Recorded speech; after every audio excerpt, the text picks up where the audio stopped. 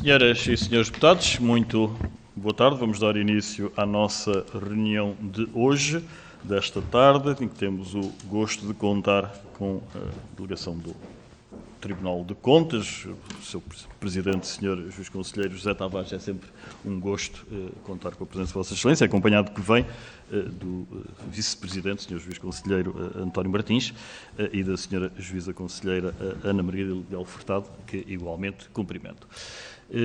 Esta audição, como as senhoras e senhores deputados bem sabem, que consta da convocatória, prende-se primacialmente com a audição do Tribunal de Contas no âmbito da apreciação da Conta Geral do Estado 2020.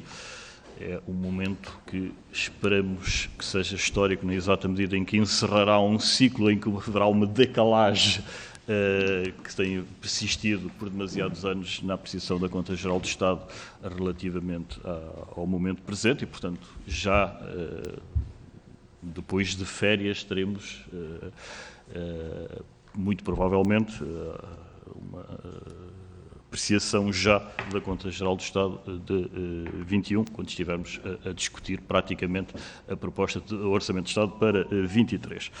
Dizia eu, portanto, que é primacialmente o objeto desta reunião prende-se com essa audição, mas terminada esta, teremos o gosto também de trocar algumas impressões, a solicitação que muito nos honra e que agradecemos, da manifestação de vontade por parte do Tribunal de Contas no âmbito da preparação do plano estratégico trienal do Tribunal de Contas, da percepção, do sentimento, digamos, da Comissão de Orçamento e Finanças, dos contributos que possamos desde já aduzir, sem prejuízo, obviamente, da imponderabilidade que aliás, previsto, no ofício que teve a amabilidade de nos dirigir o Sr. Presidente do Tribunal de Contas, que permitirá, nos termos, aliás, da Lei de Enquadramento Orçamental, de solicitações, não direi inopinadas, mas não planeadas com a antecedência desejada.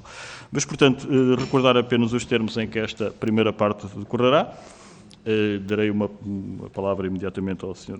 Presidente do Tribunal de Contas, e ao Tribunal de Contas, melhor dito, para uma intervenção inicial de cerca de 10 minutos, após o que seguirá uma ronda de questões com resposta individualizada por parte dos grupos parlamentares, de 5 minutos aos grupos parlamentares e 2 minutos ao senhora deputada única representante do respectivo partido, e depois, havendo inscrições, uma segunda ronda, ou então passaremos à segunda parte da nossa reunião. E assim, reiterando os meus cumprimentos a todos, a palavra ao Sr. Juiz Conselheiro José Tavares. Sr. Presidente, faça favor. Muito bem, muito obrigado, Sr. Presidente, senhoras e senhores deputados. Como sabem, é sempre um gosto estarmos nesta Comissão, na Assembleia da República e nesta Comissão em particular, que tem uma relação muito especial com o Tribunal de Contas, em razão da matéria. Eu gostaria de agradecer, enfim, esta oportunidade para estarmos aqui, mas em particular também a segunda parte deste encontro que nos traz aqui hoje para ouvirmos dos senhores deputados, enfim, os contributos que eventualmente tenham sobre o nosso plano trienal. Por isso está aqui na delegação o Sr. Conselheiro Vice-Presidente, que é o nosso relator para o plano estratégico trienal, incumbido pelo Plenário Geral. A Sra. Conselheira Ana Furtado é a relatora do parecer sobre a Conta Geral do Estado e, portanto, está aqui sobretudo para a primeira parte relativamente à audição. O Sr. Conselheiro Diretor-Geral do Tribunal, Fernando Oliveira Silva, também nos acompanha, e a Sra. Subdiretora-Geral, Conceição Ventura, que também, digamos assim, é o apoio aqui do Serviço Presidente na tarefa de preparar o plano trienal.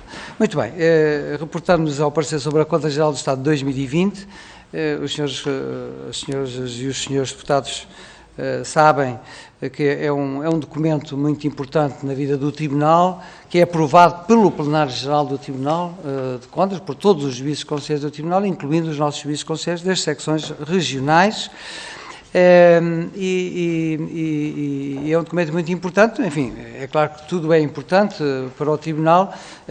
Como sabem, o Tribunal tem sob a sua jurisdição e controle cerca de 6.700 entidades prestadoras de contas, não é?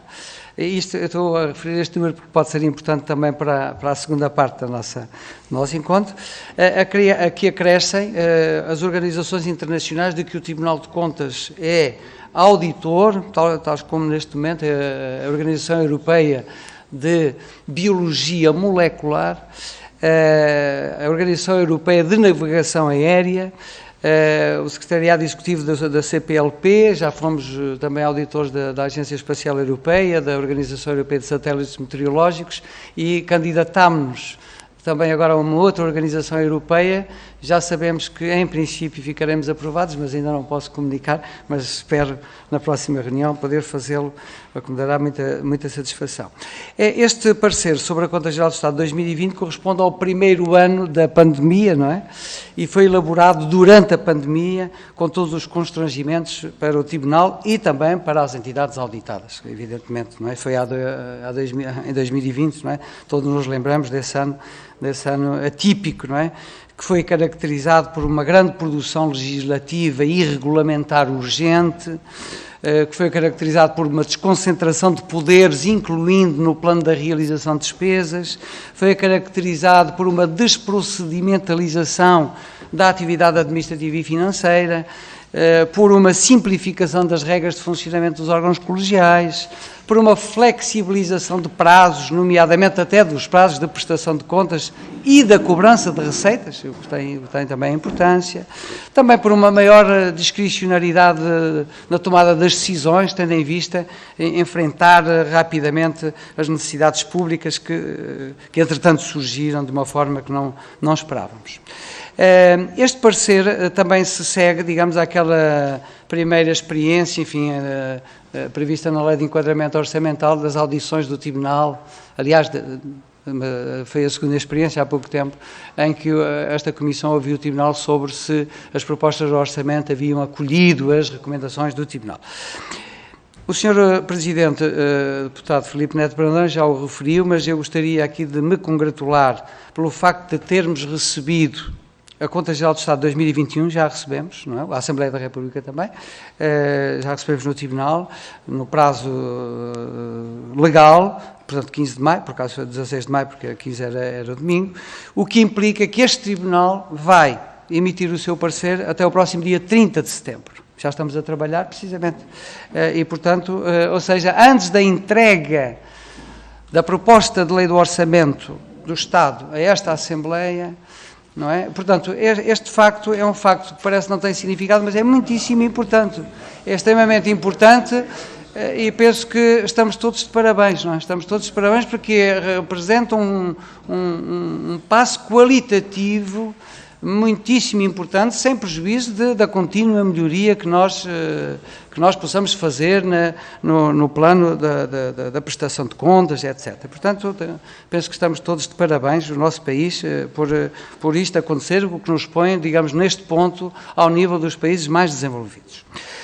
Relativamente ao conteúdo do nosso parecer sobre a conta de 2020, enfim, eu vou deixar à senhora Conselheira Ana Furtado essa tarefa, mas permitam-me que sublinhe aqui o seguinte: o Tribunal formula recomendações, as recomendações são apelos que o Tribunal faz no âmbito da sua função também pedagógica para que a vida administrativa e financeira, enfim, melhorem e se aperfeiçoem. Nós somos sentimos-nos parte desse processo de aperfeiçoamento e, portanto, temos várias recomendações no âmbito do património e do inventário do Estado, no âmbito digamos assim, da reforma das finanças públicas e de outros pontos, e foi por isso que também os seus deputados receberam, eu pela primeira vez este ano, depois das eleições, este contributo que o Tribunal apresentou com todas as recomendações que o Tribunal tem nas várias áreas, não é? E que nós quisemos apresentar à Assembleia da República e ao Governo como o nosso contributo no início de uma nova legislatura. E algumas das recomendações estão aqui referidas. Termino, antes de, com a autorização do Sr. Presidente, dar a palavra à Sra. Conselheira, dizendo que este ano da pandemia, 2020, veio provar, dizemos muitas vezes no Tribunal, que quão importante é a existência de finanças públicas sólidas para ajudar a combater as crises, não é? E, portanto, este é um aspecto que nós adotamos. A questão da lei, do decreto-lei de execução orçamental, já o referi na última vez que estive aqui, enfim, a lei de enquadramento orçamental prevê este decreto-lei de execução orçamental, enfim, que na minha opinião até poderia ser um decreto regulamentar, mas pronto, é importante que se tome uma posição, enfim, no plano da Assembleia da República e do Governo sobre a utilidade deste decreto. Nós consideramos que tem alguma utilidade, e aproveito também para dizer que esta Assembleia, esta Comissão também, em particular, solicitou ao Tribunal a realização de uma auditoria ao novo banco, e posso anunciar que antes das férias penso apresentar a esta Assembleia esse segundo relatório. O primeiro foi apresentado o ano passado, o segundo relatório ao novo banco, que portanto está na fase final de aprovação no Tribunal de Contas. E terminaria dizendo que, se nós quisermos saber a situação financeira do nosso país, temos à nossa disposição, e continuaremos a ter, o relatório do Tribunal de Contas Europeu, o parecer sobre a Conta Geral do Estado e os pareceres do Tribunal de Contas sobre as contas das regiões autónomas. Neste momento estou também em contacto com os órgãos competentes das regiões autónomas, no sentido destes prazos que já se passam no plano do Estado também sejam observados ao nível das regiões autónomas, e assim haver digamos assim, um mesmo regime, digamos assim. Portanto, mas isso será, não gostaria só de anunciar, já o fiz com os senhores presidentes das Assembleias Legislativas e dos senhores presidentes dos governos regionais, e portanto, mas é também uma preocupação que eu gostaria de continuar, digamos assim, até ser atingido. E, se o Sr. Presidente me permite, a senhora Conselheira diz que eu ocupo muito tempo. Senhora Conselheira, faça.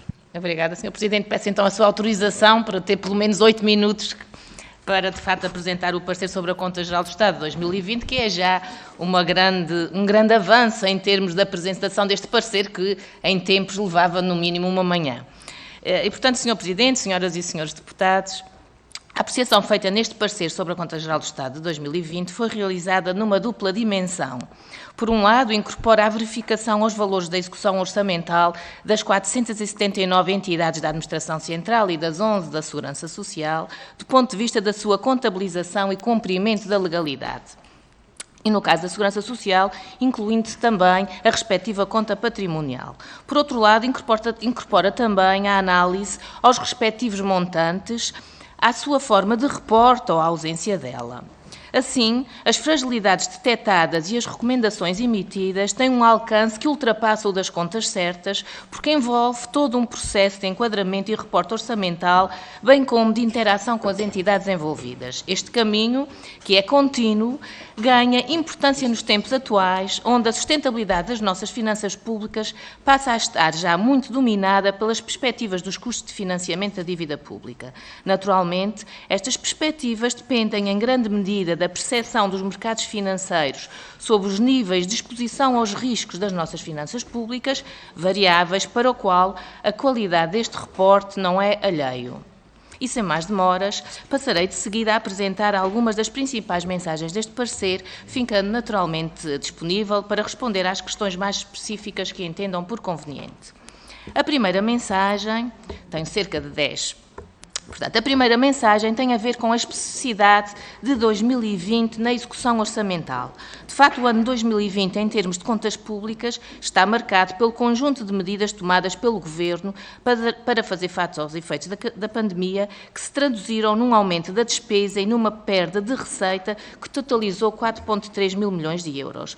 O déficit orçamental da Administração Central e da Segurança Social, portanto, em termos consolidados, aumentou 10 mil milhões de euros, passou de 1.000 para 11 mil milhões de euros. As responsabilidades contingentes aumentaram 3,5 mil milhões de euros e a dívida pública aumentou 18,5 mil milhões de euros, mesmo assim abaixo do limite incluído em sede da Lei do Orçamento de Estado. Sobre o Orçamento Suplementar de julho de 2020, já lá vai há algum tempo, que veio formalizar a possibilidade de execução do pacote destas medidas para fazer face à pandemia, verifica-se que os níveis de previsão se afastaram em larga medida dos valores executados. Na administração pública, as despesas previstas ficaram 8 mil milhões de euros acima do executado e as receitas previstas ficaram 4 mil milhões de euros acima do verificado. Estes desvios revelam, sem dúvida, as dificuldades nas previsões em tempos de incerteza como estes, mas apelam também ao reforço a dar aos instrumentos do processo orçamental, tal como salientado mais uma vez neste parecer. De notar que este desvio de previsões não foi indiferente, o endividamento do ano, manifestado também no saldo de tesouraria do Estado, que no final do ano totalizou 19,7 mil milhões de euros, um valor que é 75% superior ao do ano anterior.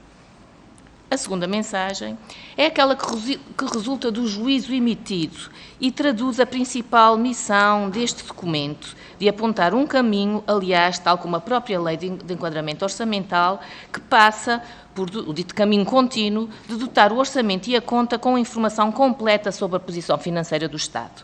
Esta é uma mensagem cuja demonstração se encontra vertida nas 3 partes do nosso parecer. A primeira parte, sobre a correção financeira e a legalidade dos elementos da conta. A segunda parte, que inclui 8 análises distintas a situações que afetam a sustentabilidade das finanças públicas, como seja a despesa com pensões, a posição de fundos de estabilização financeira da Segurança Social, o setor financeiro. Não vou elencar as restantes para não me demorar. A terceira parte, na qual o seguimento feito às 54 recomendações emitidas no parecer da Conta-Geral do Estado de 2018 dá conta dos avanços verificados, e são sempre alguns, na execução orçamental das contribuições nacionais para o orçamento da União Europeia, no apuramento dos benefícios fiscais, que registrou melhorias, nas instruções emitidas pela Direção-Geral do Orçamento sobre as operações extra-orçamentais, que também melhoraram, dando acolhimento a algumas das nossas recomendações, nos acertos das transferências das receitas consignadas para o Fundo de Estabilização Financeira da Segurança Social, relativos a anos anteriores, uma das nossas recomendações, não totalmente cumprida noutros aspectos, que de seguida falarei. O juízo é assim formulado e a limitação de âmbito pelo facto de a conta não incluir balanço e demonstração de resultados da Administração Central, aliás, uma limitação a que o Tribunal chama a atenção há mais de uma década, é já recorrente. Mas vai-se agravando, em particular dadas as reservas, resultado das evidências também descritas na primeira parte do parecer, quanto às perspectivas de cumprimento dos prazos previstos nas várias fases conducentes à implementação da Lei de Enquadramento Orçamental e que também tem merecido o interesse dos senhores deputados, prejudicando a data prevista e já alvo de um primeiro adiamento para a apresentação de uma Conta Geral do Estado de 2023 com demonstrações financeiras. O juízo inclui também reservas e ênfases que evidenciam que a conta continua a padecer de erros e omissões, violação de princípios, veja-se o caso da violação do princípio da especificação ao nível dos programas orçamentais, incluindo o da saúde, a subavaliação da despesa fiscal, por exemplo, a Conta Geral do Estado de 2020 apenas reporta 200 benefícios fiscais, enquanto a Administração Tributária no seu documento reporta 430, portanto há uma subavaliação na conta. Portanto, só por via da eliminação destas fragilidades, a Conta Geral do Estado poderá fornecer aos decisores de política, aos gestores públicos, aos políticos e aos académicos, entre outros, informação suficientemente útil que permita, de facto, construir indicadores de políticas e medir resultados, indo, aliás, de encontro ao preconizado na Lei de Enquadramento Orçamental. A terceira mensagem resulta do exame realizado aos valores da conta, da Administração Central e da Segurança Social também, que evidencia limitações que afetam a fiabilidade da informação. Vou dar alguns exemplos. A não inclusão da execução orçamental de 5 entidades em incumprimento do princípio da unidade e universalidade, a não inclusão de informação completa de natureza patrimonial, é recorrente, este nosso alerta ao nível do património financeiro, da dívida, da tesouraria e ainda do património imobiliário. O registro de operações materialmente relevantes em rúbricas residuais e originando a incorreta especificação das receitas e despesas, devido, neste caso, à desatualização do classificador económico das despesas e receitas, e também a não relevação como receita extra-orçamental de parte substancial dos fluxos financeiros recebidos por entidades da administração central. A quarta mensagem resulta da análise realizada à composição da conta, que dá nota de que, vou citar apenas 4 pontos. A despesa da administração central totalizou 72 mil milhões de euros, 32% nas áreas do trabalho e segurança social, mais 17% do que em 2019, 16% na área da saúde, mais 2% do que em 2019, 13% na área da educação, incluindo ensino superior e investigação, mais 3% do que em 2019. A receita da administração central totalizou 59 mil milhões de euros, menos 5% do que em 2019, foi o tempo de pandemia. Este menos 5,8% inclui 2,8 mil milhões de euros a menos de receita fiscal, onde se inclui a redução em 6 milhões de euros da receita do Imposto Único de Circulação, devido ao impacto dos reembolsos, que é algo que vem referido hoje na comunicação social, e que damos conta no parecer de 2020 e daremos em 2021 também. Existe um valor elevado de receita fiscal que não é arrecadado, também temos recorrentemente chamado a atenção para isto. Acresce que essa dívida em cobrança coerciva pela administração tributária continua a crescer, atingindo 22 mil milhões de euros, e apenas 28% da carteira é dívida ativa, e a considerada incobrável aumentou 15%. 9% desta receita fiscal está consignada e a tendência tem sido crescente. Também o parecer faz um diagnóstico completo sobre esta consignação de receita fiscal. Indo agora de encontro à quinta mensagem, resulta do apuramento feito ao nível dos elementos patrimoniais. Um aspecto importante, porque é o que está em falta e é o que invalida uma análise e uma construção de indicadores e resultados e uma avaliação plurianual destas despesas e receitas. Portanto, a dívida consolidada totalizou 256 mil milhões de euros, mais 18 mil, como eu já disse, do que em 2019, e os encargos com juros, também consolidados, totalizaram 6,5 mil milhões de euros, menos, neste caso, do que em 2019, dada as baixas taxas de juros à data. O património financeiro não consolidado também cresceu e totalizou 111 mil milhões de euros, e falamos aqui de um universo que inclui empréstimos concedidos pelo Estado, e faço notar que mais de metade estão concentrados em 3 entidades, o Fundo de Resolução, a Parvalora e o Metro do Porto. Outra das componentes deste património financeiro são as participações societárias, que também recaem em 3 empresas, as Infraestruturas de Portugal, a CP e a Caixa Geral de Depósitos, e também dou conta que 25% dos ativos financeiros estão detidos pelos serviços e fundos autónomos, por 170 serviços e fundos autónomos, e, por exemplo, a Conta Geral do Estado, se inclui alguma informação referente a este património financeiro da Administração Central, não faz o apuramento relativo aos serviços e fundos autónomos, e o Tribunal, através de um inquérito anual, faz este apuramento. Sobre o património imobiliário, portanto, já tem sido também recorrente, continua por concretizar a inventariação dos bens imóveis do Estado e, naturalmente, que neste contexto a informação reportada no relatório da conta não é fiável nem completa, e acresce que 75% do valor registado na execução orçamental de 2020 relativamente às vendas, às alienações deste património, está omisso do relatório da conta. Ora, mais uma vez, esta evidência sobre o peso destes elementos patrimoniais nas contas do ano, associado às fragilidades no seu reporte, mantém pertinente as recomendações do parecer nesta sede, uma vez que é a utilidade de toda esta Conta Geral do Estado que está posta em causa ao não servir para avaliar as políticas públicas do ano com base em indicadores completos e específicos, não permitindo prever o efeito da execução orçamental do ano nos períodos futuros. A sexta mensagem resulta do exame à conta da Segurança Social, que também evidenciou fragilidades diversas, resultante do exame mesmo também à conta do ponto de vista patrimonial. Subvalorização do saldo da dívida de prestações sociais, omissão da receita do ano e de anos anteriores, que subvaloriza o saldo orçamental, impossibilidade de validação do valor das dívidas dos contribuintes, inexistência de registro de dívidas incobráveis de clientes e de juros vencidos, e ao nível do imobilizado também continuam a verificar-se erros nos cálculos das amortizações. O parecer alerta também para os ditos riscos em que a atividade financeira do Estado está particularmente exposta e dos quais destaco dois. Termino com isto. Destaco os riscos relacionados com o Fundo de Estabilização Financeira da Segurança Social, um instrumento, como bem sabem, criado para a estabilização financeira do sistema previdencial, mas que tem padecido de dificuldades na operacionalização do cálculo dos valores consignados ao fundo por via das receitas fiscais e que não se resolvem sem alterações legislativas. Já tivemos oportunidade de o referir quando do debate do Orçamento de Estado.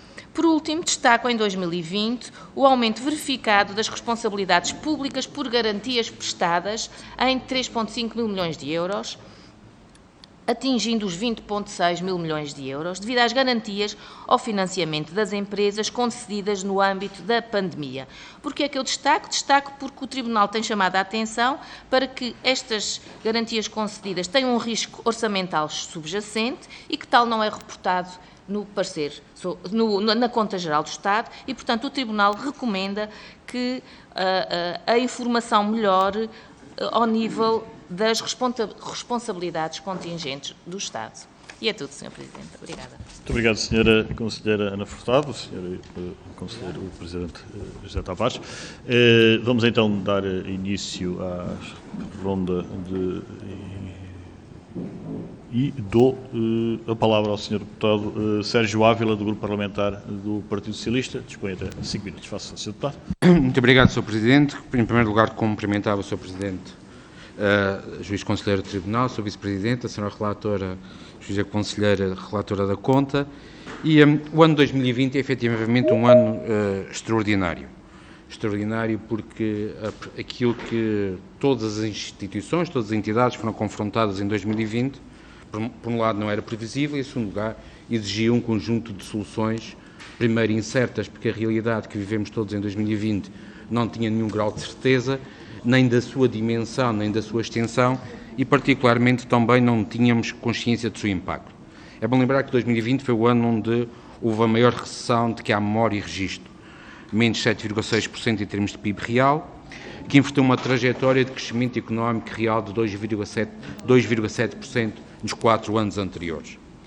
Mas o desafio que se colocou a partir de março é um desafio que tinha que conjugar necessariamente as medidas em termos de segurança e de proteção em termos de saúde, medidas diretas de combate ao Covid, com um conjunto de mitigação dos seus efeitos.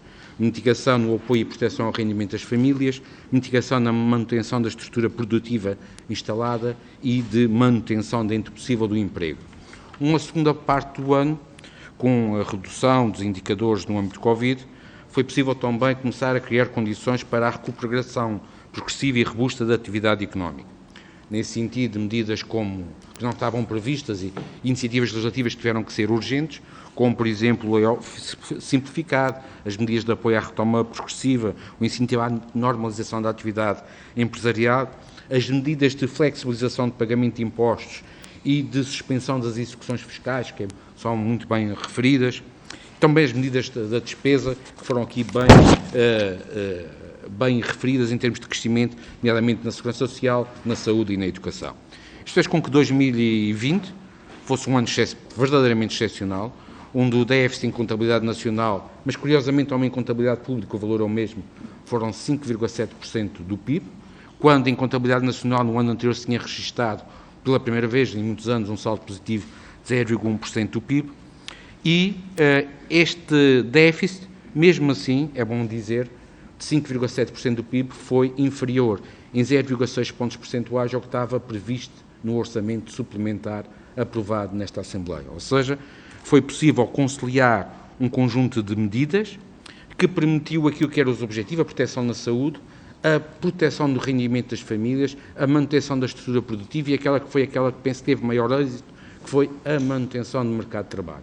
Efetivamente, com esta conjuntura toda, 2020, a taxa de desemprego apenas subiu 0,1 ponto percentual num ano em que a atividade económica regrediu 5,7% em termos reais, o que demonstra, na nossa opinião, a eficácia das medidas. Mas, obviamente, essas medidas tiveram um custo que pode ter várias medições, segundo a ótica de contabilidade pública ou contabilidade nacional, segundo a ótica da responsabilidade ou não, e que o Tribunal de Contas, e bem, aponta, por exemplo, que só as medidas diretas de Covid têm um impacto de 4,3 mil milhões no ano, 1,5 mil milhões de diminuição da receita, 2,8 mil milhões de aumento da despesa.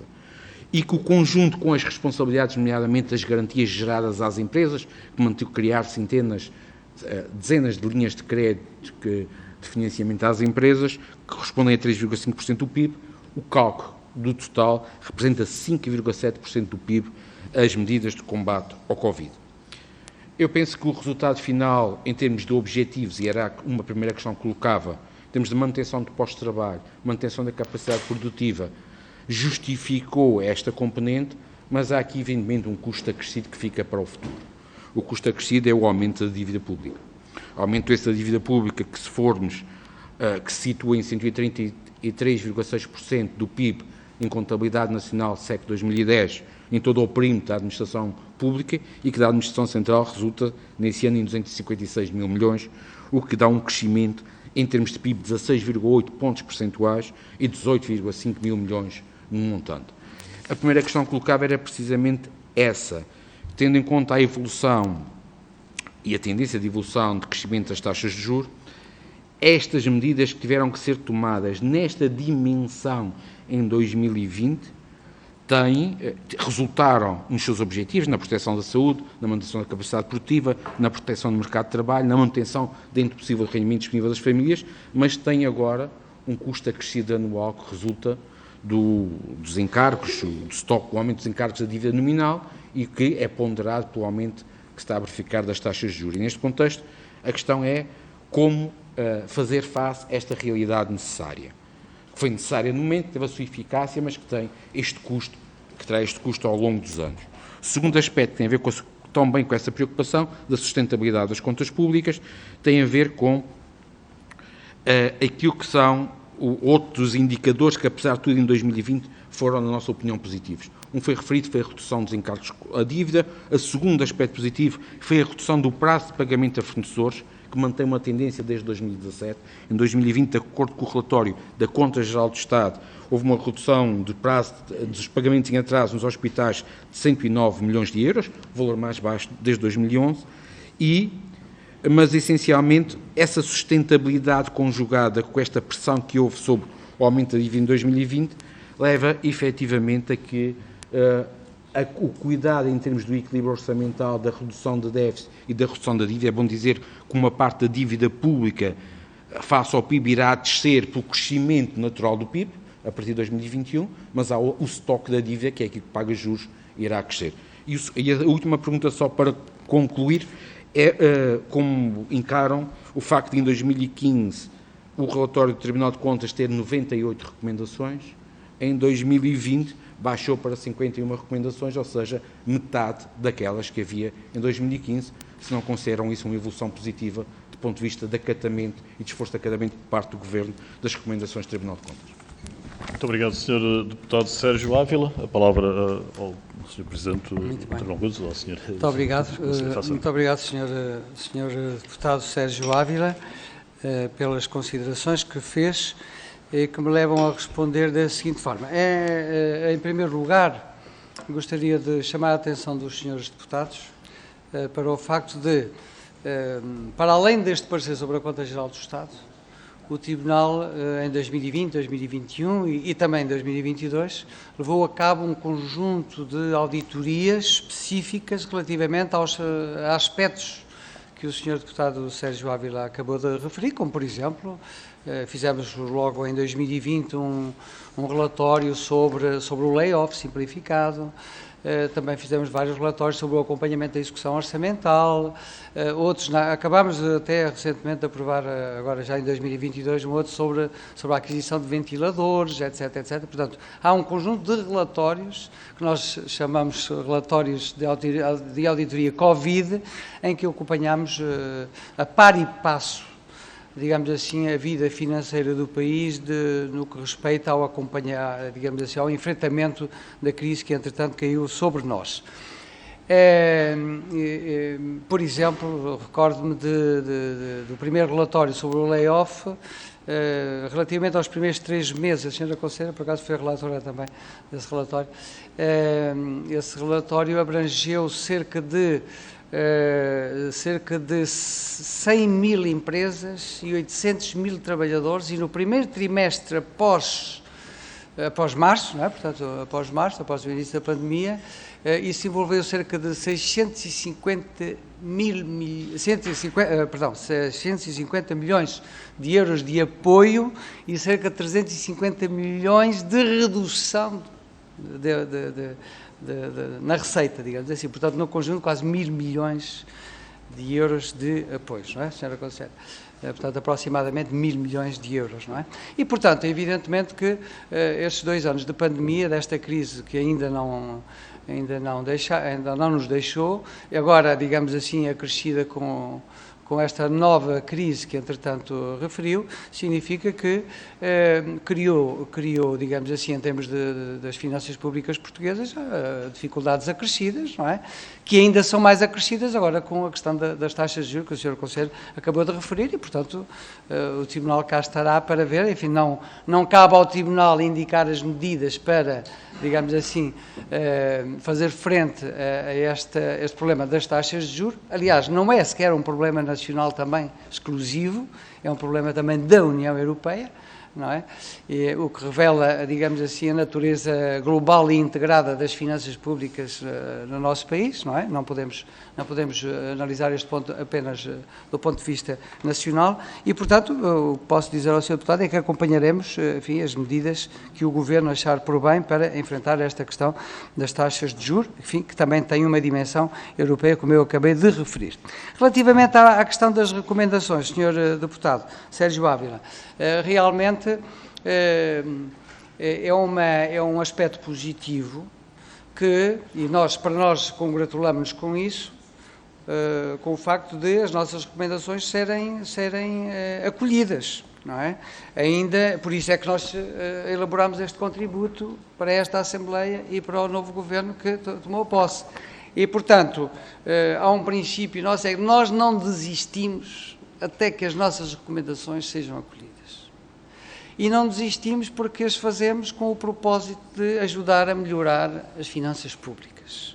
E, portanto, enquanto nós não encontrarmos uma justificação que nos faça, digamos assim, deixá-las cair, nós não desistimos delas, não é? Porque consideramos que elas são importantes para melhorar as finanças públicas. E, portanto, o facto de, este ano, neste parecer, as recomendações terem um número menor do que em 2015, significa que a nossa voz é ouvida e nós congratulamos-nos com isso.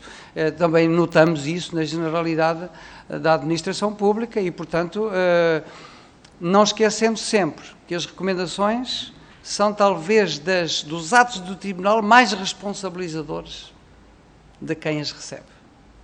Eu gosto até de dizer que as recomendações são mais fortes do que as ordens, porque as ordens é muito fácil, basta cumpri-las. As recomendações temos de as ponderar, mas não são obrigatórias, têm de ser ponderadas.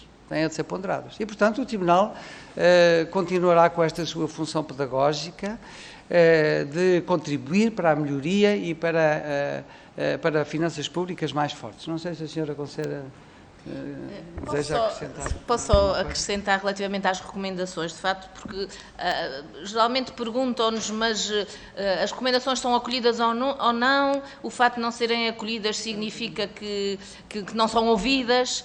Pronto, eu gostava só de esclarecer que, em termos do parecer da Conta-Geral do Estado, isto é um processo contínuo e cerca de 60% a 70% das recomendações são recomendações que nós chamamos de caráter estrutural. Portanto, tem a ver com a implementação de todas estas especificidades que eu acabei de relatar, que são de natureza estrutural e, portanto, requerem todo um processo de implementação, nomeadamente ligados à implementação da Lei de Enquadramento Orçamental e que, portanto, não mudam de um ano para o outro. E, portanto, nós estamos cientes que se fizermos, mantendo essas recomendações, que temos que continuar a manter, é essa a nossa grande missão, não é? Porque ao longo de todo este processo nós também dirigimos recomendações pontuais no âmbito do contraditório que são seguidas de imediato. Portanto, grande parte desse trabalho, dessas recomendações mais simples de serem acolhidas, são seguidas de imediato. As que permanecem são, de facto, geralmente 70%, são as de natureza estrutural e, portanto, são acolhidas ou são acolhidas, não são acolhidas ou são acolhidas parcialmente e, portanto, vão-se mantendo de ano para ano. Em 2015, de 2015, de facto, até ao presente, houve um conjunto de recomendações de natureza pontual que foram seguidas e, nesse momento, é uma boa notícia, digamos assim. Relativamente aos pagamentos em atraso, ainda gostaria só de dizer que, de facto, tem sido uma boa notícia. Mais uma vez, em 2020, os pagamentos em atraso registaram um valor mais baixo dos últimos anos, mas não podemos esquecer as dívidas a fornecedores.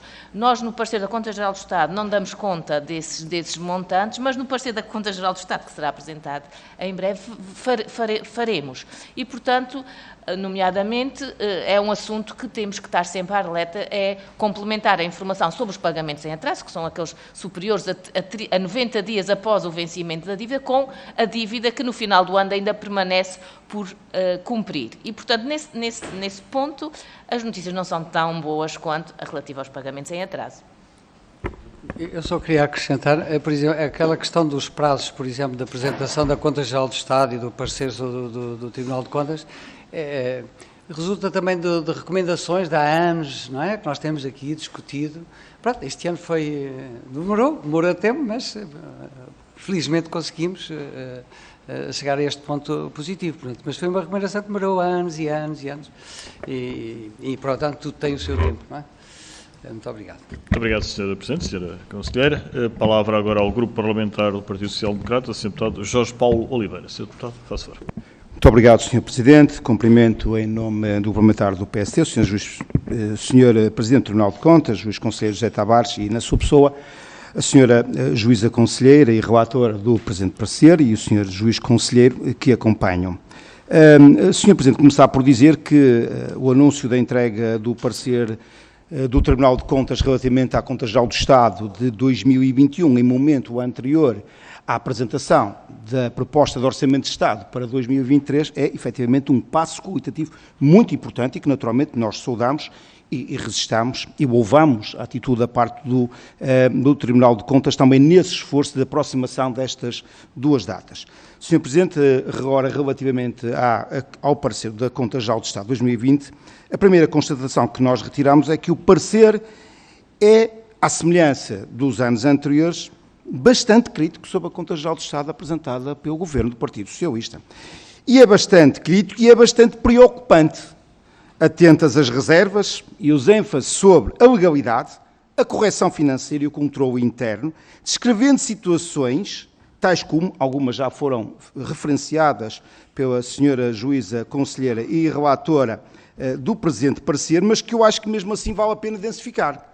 Situações como a ausência de balanço e demonstração de resultados da Administração Central, não inclusão da execução orçamental de entidades da Administração Central subvalorizando a receita e despesas globais, incorreta especificação de operações de receita e de despesa, omissão de dívida pública dos serviços e fundos autónomos no estoque da dívida pública, não inclusão de informação completa e integrada sobre a carteira de ativos financeiros, omissão do valor das garantias e financiamentos prestados por serviços, fundos autónomos, entidades públicas reclassificadas, não inclusão do inventário do património imobiliário e a sua devida valorização, subavaliação da despesa fiscal e despesa fiscal por quantificar, sobrevalorização da despesa com ativos financeiros, não relevação como receita extra-orçamental de parte significativa dos fundos financeiros recebidos por entidades da Administração Central,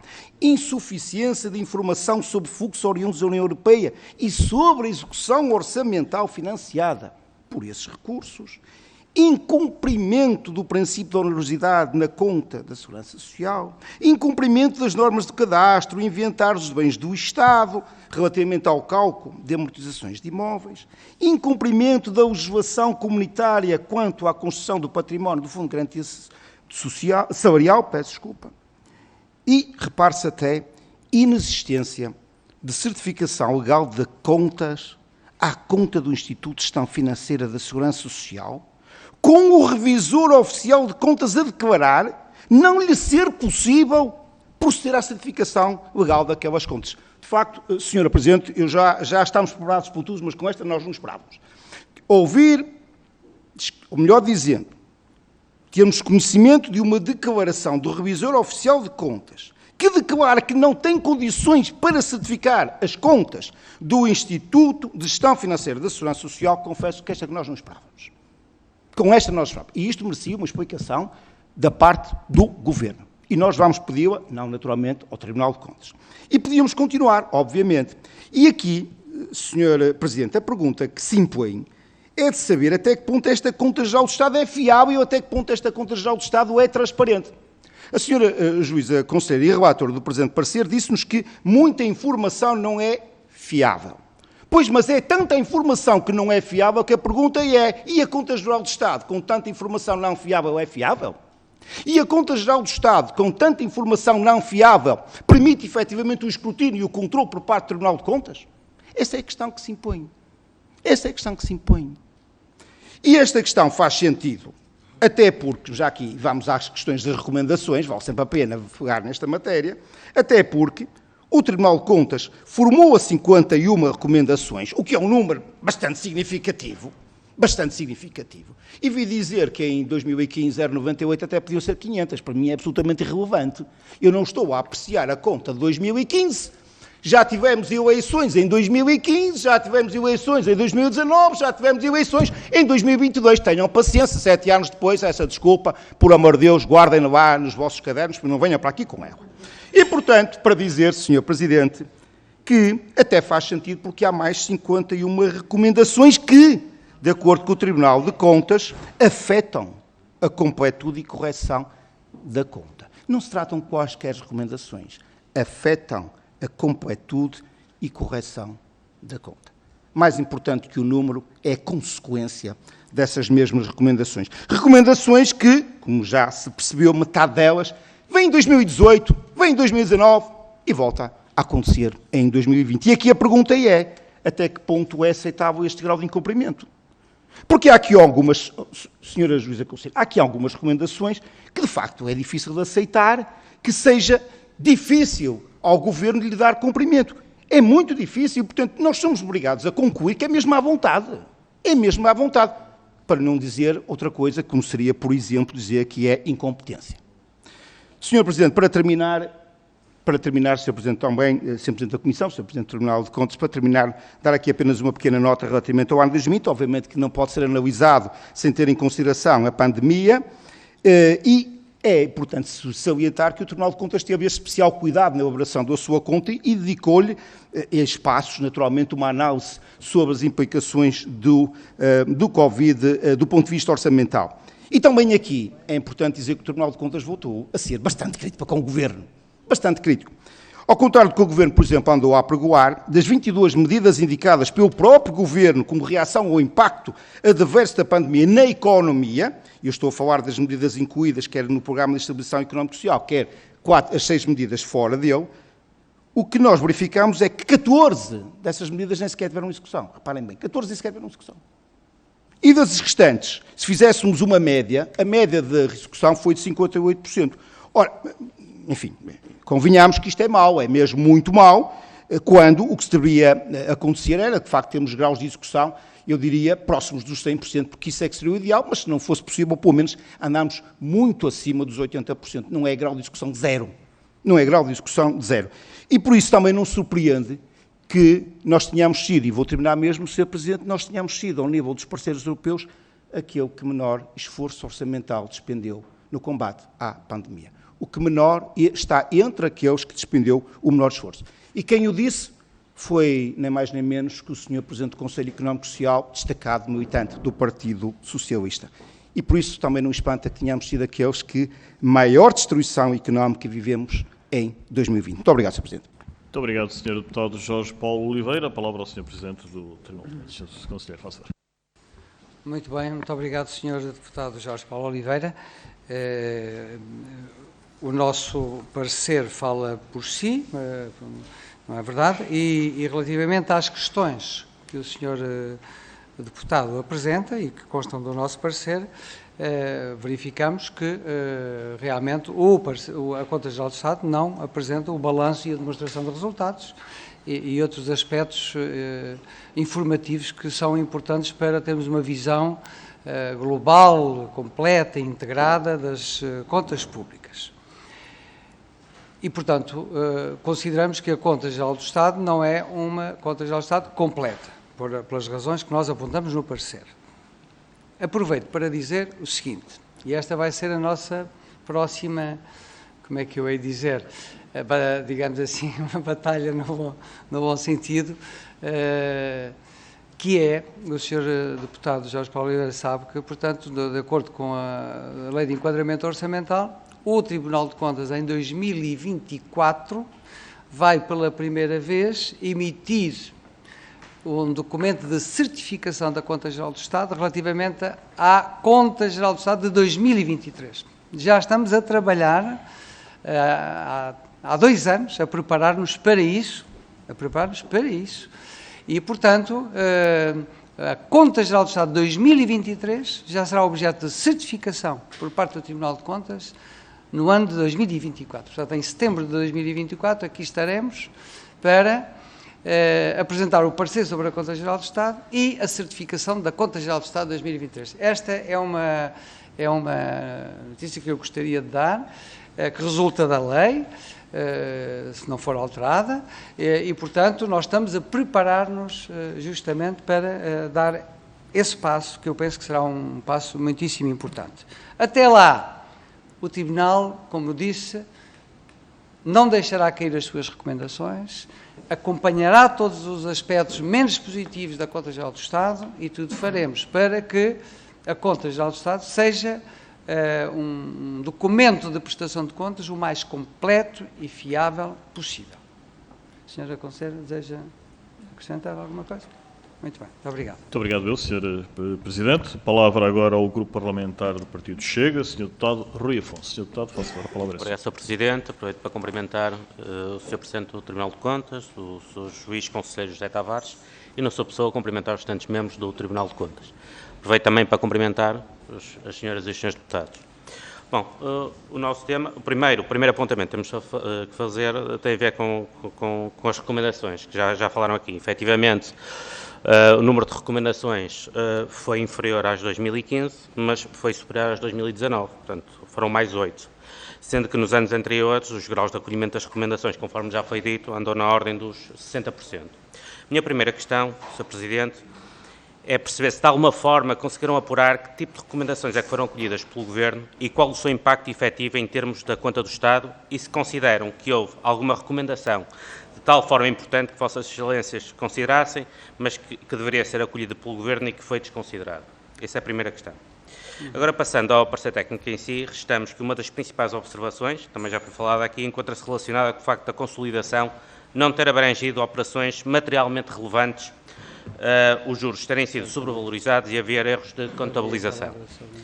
TAP, responsabilidades contingentes das medidas de resolução da banca, PPPs e perdas eventuais com garantias públicas são fatores de risco que, segundo o vosso parecer, não se encontram bem contabilizados e cuja informação está em falta. No caso da TAP, embora a aquisição dessas participações e o empréstimo tenham sido classificadas em contabilidade pública como operações financeiras, isto, portanto, sem impacto no déficit, posteriormente foram reclassificadas no âmbito do procedimento de déficits excessivos como transferência de capital para fora do perímetro das administrações públicas com impacto no déficit, 1.255 milhões de euros. Neste âmbito, foi explicitamente especificado pelo Ministério das Finanças e, quanto ao empréstimo, que se teve em consideração a situação económica e financeira da empresa. Questionamos, Sr. Presidente, no seu entender, o Ministério das Finanças quis salientar com esta informação, porque nós não conseguimos atingir o alcance da mesma. Salientamos que a correta contabilização das participações e do empréstimo à TAP levaria a um aumento do déficit do Estado para quase 13 mil milhões de euros. Neste parecer à conta do Estado estancam-se também os custos com os apoios ao setor financeiro. Em 2020, esta despesa atingiu os 1.114 milhões de euros, sendo a operação mais significativa a que envolveu o pagamento de 1.035 milhões de euros do Fundo de Resolução ao novo banco. Em 2020, por outro lado, foi registada em transferência de capital o dinheiro para o novo banco, com o impacto no déficit. O Tribunal de Contas lembra que desde 2017 os pagamentos do Fundo de Resolução ao novo banco foram indevidamente registados como ativo financeiro. Relativamente aos encargos com os PPPs, os mesmos ascenderam a 1.475 milhões de euros, portanto 1.543 em 2019 e de 2011 a 2020 foram 14.978 milhões de euros. Estes encargos respeitam apenas a 34 das 38 PPPs identificadas, não tendo sido prestada informação sobre as outras concessões. Face ao exposto, gostaríamos de questionar quais as 4 PPPs que não foram consideradas, se questionou o Governo sobre as mesmas, e qual o impacto adicional em termos de contas do Estado que essas mesmas PPPs teriam. Ainda no âmbito das PPPs, a estimativa de encargos líquidos do setor público com as PPPs, portanto, é uma estimativa feita de 2020 a 2062, já deduzida da receita estimada para o setor aeroportuário, serão entre 2023 e 2062 cerca de 2.789 milhões de euros, permanece sem ser acompanhada da previsão de investimento a realizar pelos parceiros privados. Pelo exposto, foram realizadas as seguintes observações. Permanecem contratos por certificar. Questionamos se estes contratos são válidos sem a certificação do Tribunal de Contas. Falta dar conhecimento de parte relevante da informação. Questionamos quais os fatores que poderão estar a justificar esta situação. A veracidade e a coerência dos dados permanecem por validar. Questionamos se, no entender de Vossas Excelências, existe informação não divulgada e, em caso afirmativo, qual a razão para a sua não divulgação. Falta avaliar o cumprimento das finalidades essenciais das PPPs. Questionamos se, no entender de Vossas Excelências, não existirá uma clara falta de controle por parte do Estado na gestão das PPPs. Outro ponto que queremos tocar encontra-se relacionado com a omissão das 5 entidades na execução orçamental, havendo, adicionalmente, uma incorreta especificação das operações de receita e despesa. Segundo o parecer do Tribunal de Contas, encontra-se em falta a contabilização do Fundo de Apoio ao Financiamento à Inovação, o FINOVA, e da Garantia de Viagens e Turismo, além do Fundo de Apoio à Inovação e da Língua Portuguesa do Fundo Revita, e o Fundo Imobiliário Especial de Apoio às Empresas. Questionamos Vossa Excelência se, posteriormente, houve alguma informação adicional prestada pelo Governo para conseguirem aferir qual o impacto efetivo destes fundos na Conta Geral do Estado, caso fossem contabilizados. Mas de maior volume é o impacto, segundo o Tribunal de Contas, das responsabilidades contingentes por garantias concedidas no total de 7 mil milhões de euros. Mais precisamente 7.028 milhões de euros, relativas às linhas de crédito bancário, garantias de seguros de crédito e participação em instrumentos financeiros lançados pela União Europeia.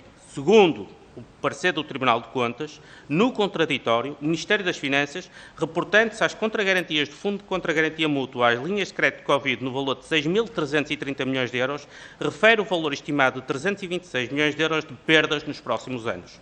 Mas não há, quanto às restantes garantias, estimativas de perdas fiáveis.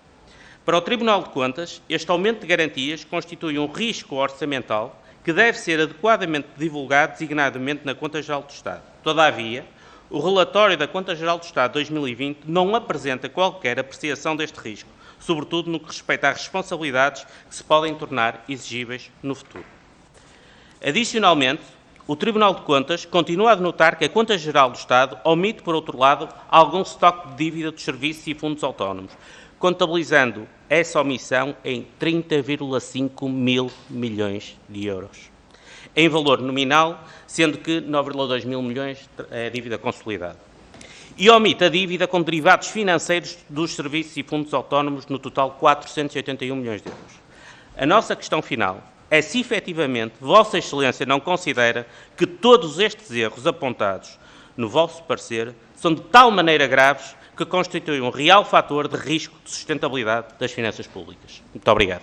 Muito Muito obrigado, Sr. Deputado Rui Afonso. A palavra ao Sr. Presidente do Tribunal de Contas, Sr. Juiz Conselheiro José Tavares. Faça favor. Sr. Presidente, muito obrigado. Sr. Deputado Rui Afonso, obrigado também pelas questões que nos apresenta. Eu gostaria, antes de dar a palavra, com a autorização do Sr. Presidente, à Sra. Conselheira Relatora, gostaria de dizer, ainda bem que o Sr. Deputado também referiu, há um aspecto também muito importante nos nossos relatórios, que é o contraditório, não é? A resposta que é dada pelas entidades, não é? E que nós apresentamos sempre, obrigatoriamente, ainda bem, em anexo ao nosso parecer, e portanto que são um elemento também adicional e que são, digamos assim, um elemento sagrado, não é? A que o Tribunal dá sempre a maior importância. Gostaria de chamar a atenção para o facto de, quando nós falamos de 50 recomendações, enfim, é um número razoável, não é? Mas gostaria de chamar a atenção dos senhores deputados para o facto de nem todas as recomendações têm a mesma natureza e a mesma dimensão, não é? Há recomendações de natureza estrutural e há outras recomendações que podem, digamos, acolher-se imediatamente e, portanto, aquelas que nos preocupam mais são as de natureza estrutural e que se prendem, por exemplo, com, digamos assim, a execução o mais rapidamente possível, embora com a prudência desejável, da reforma das finanças públicas e da Lei de Enquadramento Orçamental aprovada por esta Assembleia. Dou agora a palavra ao Sr. Presidente, à Sra. Deputada, à Sra. Conselheira Ana Furtado para responder às questões concretas que o Sr. sem prejuízo de, enfim, como já aconteceu em audições anteriores, sempre que haja aspectos particulares que nós não tenhamos aqui elementos para responder imediatamente, podemos remeter essa informação posteriormente. Sra. Conselheira. Obrigada, Sr. Presidente. O Sr. Deputado, de facto, elenca um conjunto de preocupações que são também as nossas preocupações, que é dotar todo este debate onde se inclui as receitas e as despesas reportadas, os valores patrimoniais e as responsabilidades que não estão reportadas e que deveriam ser reportadas. E elenquem muito bem todas as questões que têm a ver com as questões patrimoniais, a quantificação dos elementos patrimoniais, como sejam os empréstimos concedidos à TAP, ao Fundo de Resolução, e muitas vezes essas questões de quantificação não é que estejam omissas do debate, mas não há diferenças de reporte. Uma coisa é a quantificação em termos de contas nacionais, outra coisa é a quantificação em termos de contabilidade pública, que é aquilo que consta atualmente no reporte da Conta Geral do Estado. Ora, a nossa ênfase tem sido, de facto, que é preciso dotar a conta com os elementos patrimoniais completos, ou seja, o dito balanço e a demonstração de resultados, e que essa valorização se faça segundo as regras de reporte próximas da contabilidade nacional. E, portanto, quando tivermos, de facto, essa quantificação, esse balanço e essa demonstração de resultados, que está prevista, e é por isso que temos que lutar na Conta Geral do Estado de 2023, é de esperar que isso aí que essa aproximação entre a forma de reporte destes empréstimos à TAP, ao Fundo de Resolução, que é feita de uma forma para efeitos de contas nacionais, e o nosso parecer também faz essa distinção, e o que é feito em termos de contabilidade pública, e se aproxime e, de facto, a Conta Geral do Estado tenha essa quantificação de forma correta. O mesmo se diz relativamente a outro assunto, que são as responsabilidades contingentes. Portanto, são todas aquelas responsabilidades do Estado que ainda não produziram os seus efeitos, digamos assim. É o caso das PPPs, é o caso das garantias, não é? São riscos potenciais. Sobre as garantias no âmbito do Covid, de facto, uma vez que foram dadas um conjunto de 17 linhas de crédito que foram operacionalizadas no contexto de Covid, de facto, existe informação, o próprio Banco de Fomento tem essa informação e nós temos um relatório onde já damos conta disso, sobre os riscos associados a essas garantias. E é aí que cabe a nossa recomendação, é também recomendar que esse risco seja incluído no reporte da Conta Geral do Estado. De facto, a Conta Geral do Estado não o inclui, nós recomendamos e no próximo parecer continuaremos a fazer esse ponto de situação e evidenciaremos inclusive essa informação mais detalhada sobre os riscos abrangentes, mas o nosso papel é simplesmente recomendar que a conta inclua esses montantes.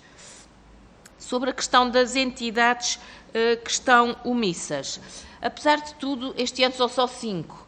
no passado já foram bastante maior o número de entidades omissas. Há sempre aqui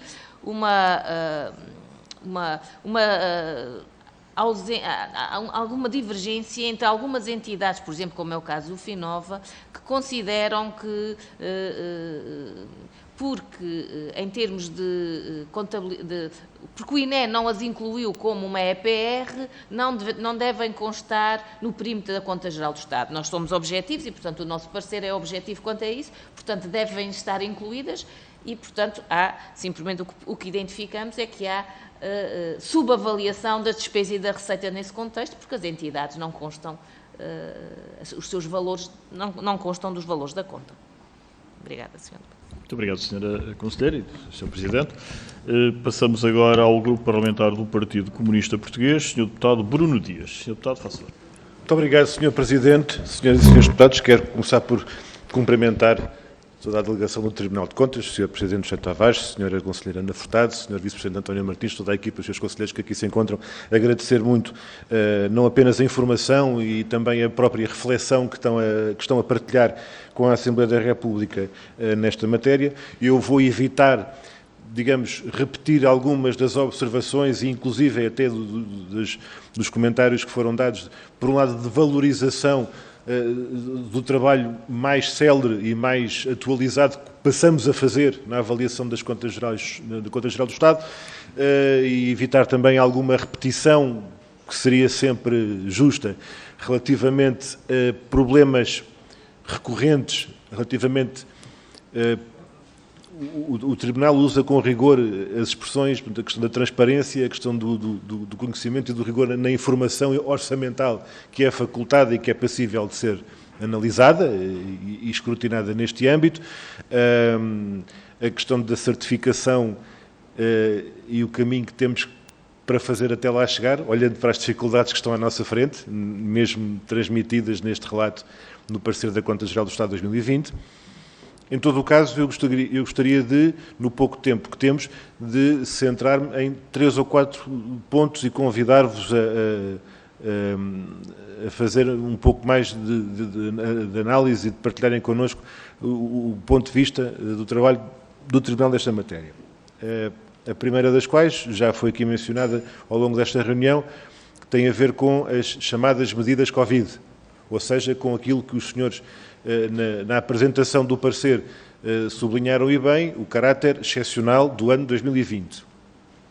E o caráter excepcional do ano 2020 implicou, tendo em conta a crise pandémica e os seus impactos e a necessidade de responder a eles, medidas diversas do lado da receita, do lado da despesa.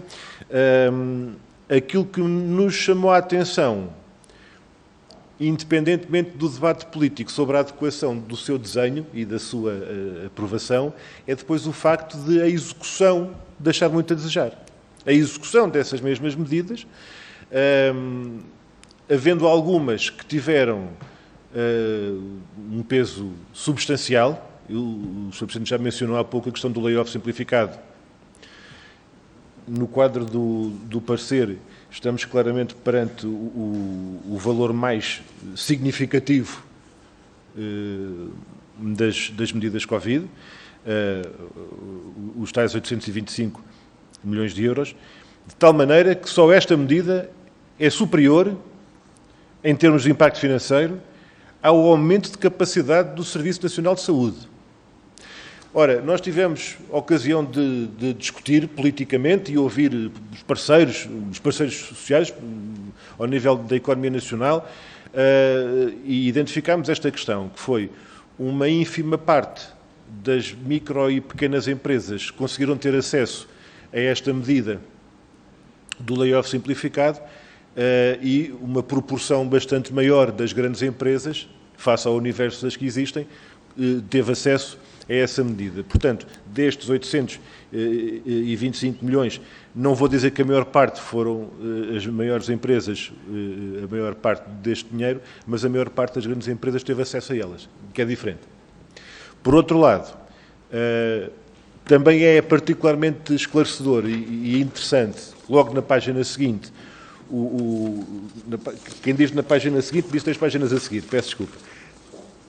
a comparação que é feita com alguns outros países da União Europeia relativamente ao que foi o impacto das medidas Covid, incluindo no que diz respeito à saúde e ao investimento na capacidade de resposta dos respectivos serviços de saúde. Ora, conclui-se, portanto, investimento bastante baixo no SNS em plena crise pandémica, em termos de resposta à pandemia, baixa execução das medidas, ditas medidas de Covid, tendo em conta o que estava aprovado e anunciado. A pergunta que eu gostaria de fazer tem a ver com as causas identificadas, inclusive em sede de contraditório, para essa dificuldade de execução. Algumas delas, empiricamente, nós fomos contactando e observando, desde a própria dificuldade prática do acesso, em particular das micro e pequenas empresas. Mas essa era uma questão que chamava mais a atenção em relação a essa matéria. Um outro aspecto que foi colocado de uma forma até bastante interessante e que me parece que há aqui duas componentes deste problema que têm a ver com o património imobiliário. E as duas componentes que a Sra. Conselheira Ana Furtado mencionava, uma tem a ver com o inventário e a fraca, digamos, capacidade de sabermos o que temos, a dificuldade que nós temos em saber exatamente que património é que existe, a questão do inventário nessa matéria, e, por outro lado, a questão das alienações do património imobiliário, tendo a Sra. Conselheira dito que, e está no parecer, que 75% dessas alienações são omitidas no relatório da Conta Geral do Estado, e eu queria, dada a experiência do Tribunal deste trabalho, conhecer a vossa perspectiva sobre a dimensão e até que ponto ela é recorrente. Nós estamos a olhar para o quadro das entidades principais responsáveis das alienações, e a primeira é uma sociedade de gestão dos ativos do BANIF, e é responsável por 2/3 do total de alienações. E até que ponto este caso particular de uma sociedade que tem por missão alienar imóveis, nós na Assembleia temos passado os últimos anos a discutir a questão da habitação e o papel que o Estado pode assumir no seu próprio património ou no património que está sob seu controle em relação ao imobiliário nessa matéria. E por isso eu deixava uma pergunta sobre a desagregação e o detalhe deste fenómeno. Última questão mesmo, Sr. Presidente, peço desculpa, relativamente à subavaliação da despesa fiscal. Pareceu-me ouvir e pareceu-me ler que 200 de 430 benefícios fiscais não são analisados na Conta Geral do Estado, e esta é uma questão que eu gostaria de convidá-lo também a pronunciar-se, nomeadamente não apenas na vertente quantitativa do número de benefícios, mas depois no que se traduz em valor e do impacto que isso tem ou que possa ter relativamente a estes montantes. Muito obrigado, Sr. Presidente. Muito obrigado, Sr. Deputado Bruno Dias. A palavra ao Sr. Presidente do Tribunal de Contas. Sr. Conselheiro, faça. Muito obrigado. Posso só fazer uma pequena introdução, depois passaria novamente à Sra. Conselheira. Sr. Deputado Bruno Dias, muito obrigado pelas questões que nos apresenta, e ainda bem que fez a primeira questão relativamente à execução de medidas e de contratos, etc. Não é? Porque uma das preocupações que o Tribunal tem no seu dia-a-dia é não só a questão da formação dos contratos, mas também, e talvez sobretudo, a sua execução, que nem sempre corresponde àquilo que depois é contratado. E, portanto, é uma matéria que eu gostaria aqui de pôr, digamos assim, bem clara, no sentido de que o Tribunal se preocupa não só com a formação dos contratos, mas com a sua execução e com os eventuais desvios na sua execução, não é? O Sr. Deputado pergunta, em algumas das medidas que foram previstas, houve alguns desvios na sua execução, não é? Bom, é claro que houve, não é? Houve várias causas, não é?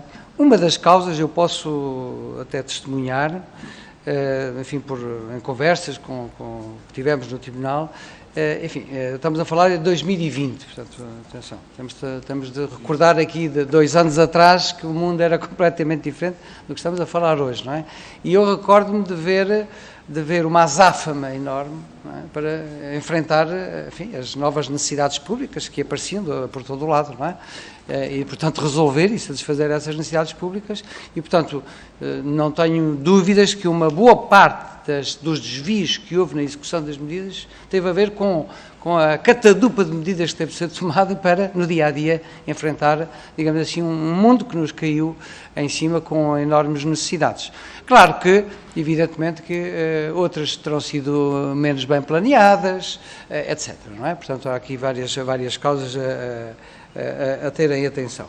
Relativamente ao inventário, que é também uma questão que eu pessoalmente, digamos assim, tenho muito interesse em acompanhar, o Tribunal também continuará a lutar para que o nosso inventário seja, ele existe, nós temos um inventário, mas não é um inventário que qualitativamente seja, digamos assim, um inventário do século XXI, não é, do nosso país, para sabermos realmente quanto temos, quanto vale o que temos, etc. Não é? Portanto, Sra. Conselheira, se tivesse... Eu, infelizmente, não posso acrescentar muito mais, porque as questões do Sr. Deputado são muito pertinentes e vão no sentido de irem às raízes dos problemas.